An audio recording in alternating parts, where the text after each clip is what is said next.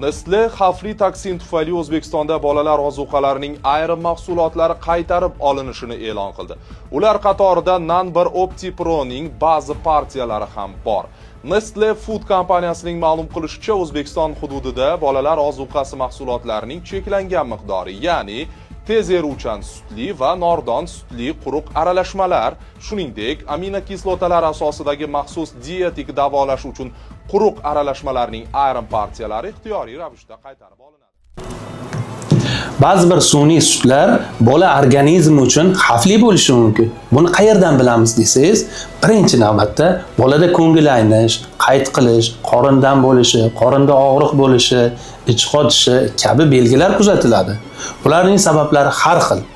Ya'ni sut o'rnini bosuvchi sun'iy qo'shimchalar yaroqlilik muddati o'tganligi yoki to'g'ri haroratda saqlanmaganligi, olib qo'yilmaganligi bir qancha sabablar bo'ladi. Shular bilan birga Nestle kompaniyasiga rahmat aytamiz.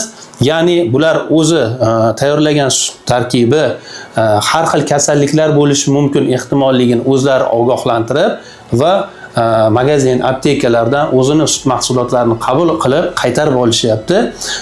Agar bolalaringiz xuddi shunday holatlar kuzatilayotgan bo'lsa yoki shu sut mahsulotlarini ichgan bo'lsa, qo'rqmang, xavotirga o'rin yo'q. Bu mahsulotlarni quyidagi tablichka orqali bilib olsangiz bo'ladi. Ogoh bo'ling, ushbu videoni hamma yosh onalarga yuborib qo'ying. Foydali ma'lumotlarni kuzatib borish uchun obuna bo'lishni unutmang.